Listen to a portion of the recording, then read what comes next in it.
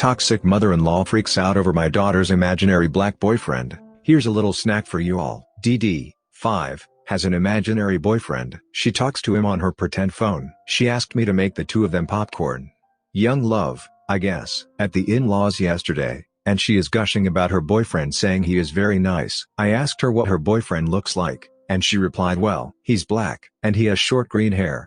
My mother-in-law looked like someone slapped her across the face. She said, what do you mean he's black? And she replied, in green hair. She pulled DH aside, and asked WTF. I have been laughing about it since. I hope her imaginary boyfriend is also an atheist and or liberal, because her head would explode. Update, his name is Moa, and he likes his pound cake fried in a pan with butter, and topped with whipped cream. Interestingly enough, how she likes it. Soulmates.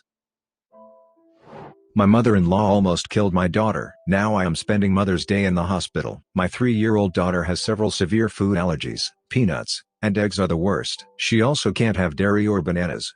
Mother-in-law is super obsessed with my daughter. This is our only child, and mother-in-law only grandchild, so I try to be understanding. I don't say anything about it when mother-in-law buys $300 dresses that my daughter will only wear once. I've encouraged a relationship between them. I've let mother-in-law have her way on holidays.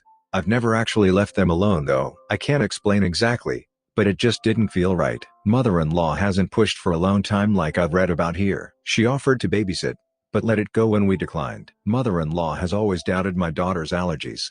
She's insisted that her princess of a granddaughter could never have something wrong with her. However, she's never tested to see if it's true. Until today, mother-in-law was over playing dress up with my daughter. I had a horrible headache, so I asked mother-in-law to watch my daughter so I could lie down for an hour. She agreed. 20 minutes later I'm woken up to mother-in-law shrieking that there's something wrong with the baby. I go running to daughter's room, and she's gasping for breath, and her lips are turning blue. I scream at mother-in-law to call 911, and use an EpiPen on my daughter. My daughter was able to take a deep breath, and I noticed she smelled like banana. The paramedics show up. We live out a mile from a fire station, start an IV, and give daughter meds so she can breathe. I tell one of the paramedics that mother-in-law fed my daughter something. He found part of a cookie on the floor. He confronts mother-in-law, who confesses she gave my daughter a peanut butter banana cookie, but she didn't know it would hurt her. I text DH, and ride to the hospital with daughter. They admitted her for observation, and DH met us there. Mother-in-law called him wailing about how she was just trying to show us nothing is wrong with daughter. We're just too paranoid, and have such odd ideas about daughter's health. We eat healthy, and daughter has received all the vaccines she can have. Oh, and we use sunblock. So odd, right? That's why I admitted to DH that she's been making allergen-laced cookies for more than a year. She bakes a huge batch, and freezes them. She puts one in her purse every time she sees daughter just in case she gets a chance to slip it to her. I can't even wrap my head around this. Daughter is asking when mother-in-law is going to come see her. She wants to show grandma her pretty bracelet, hospital band with stickers on it. I'm so devastated right now. I never suspected mother-in-law would do something like this. Edit: the hospital has already reported it to police. A detective is going to come tomorrow to take statements, and talk about the next step.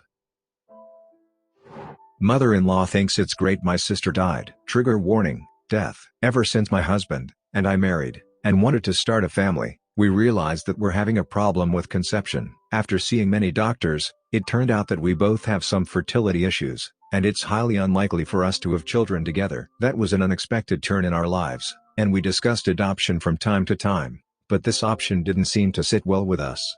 We wanted our own children, and the fact that we cannot was really depressing and upsetting, but we didn't even consider divorce. We do love each other, and we were like, well, let's just live the life the way it is for us. Half a year ago, my sister and her husband died in a car accident. Their car collided with a truck that went into the opposite lane, killing them both instantly. Her death was unspeakable pain to me because my sister was my only living relative. There's no one else left from my blood family. They left behind 3 children whom my husband and I got custody of. They're 11, 7, and 1 years old. The youngest didn't realize what has happened because he's so little, but the older children both were thankful that they can come and live with their aunt instead of going to an orphanage. Our lives changed significantly, of course. We moved to a bigger house, so that every child would have their room, bought a stroller, crib, and lots of baby things for the baby nephew.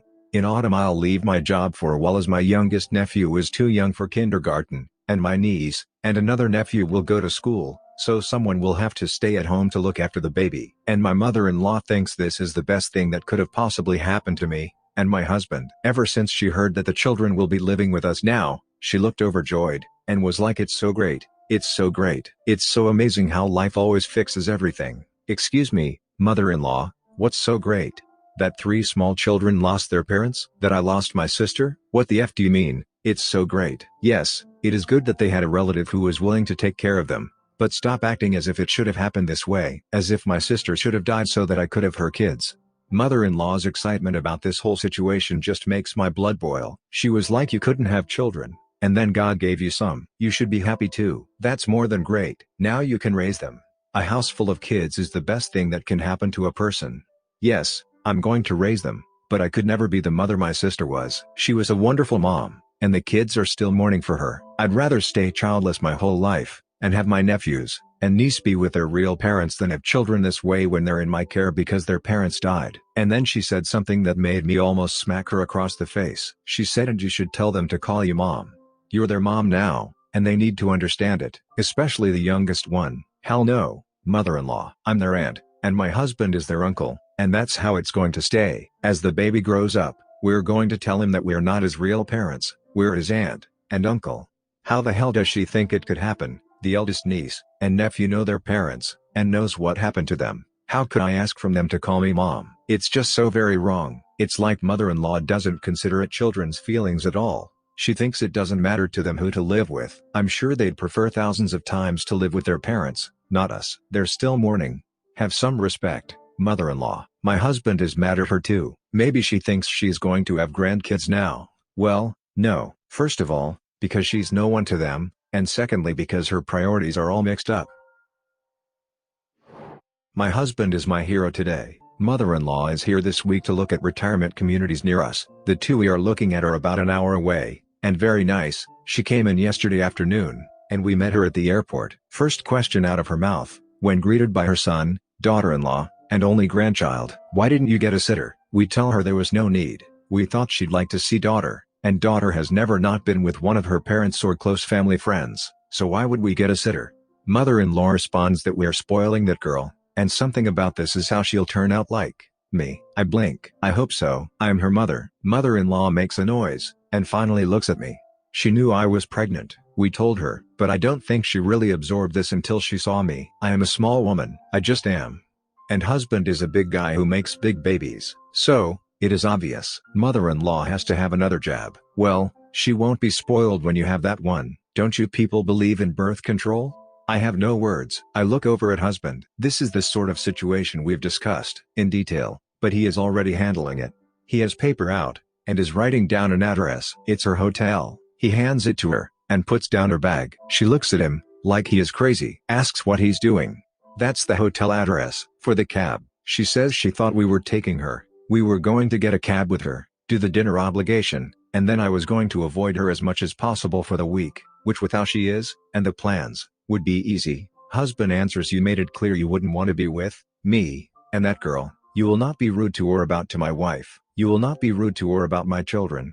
She stares at him, mouth open. He goes on, "I am going home with my family. There is a nice restaurant at cross streets, near the hotel. Get some dinner. We will see you, on the day we discussed, to look at the places. Have a good night." She has no time to reply. He puts his arm around me, and sort of guides me plus stroll around. I love this man. Subscribe and turn on the notification bell for more stories delivered to you. Thanks for listening. See you later.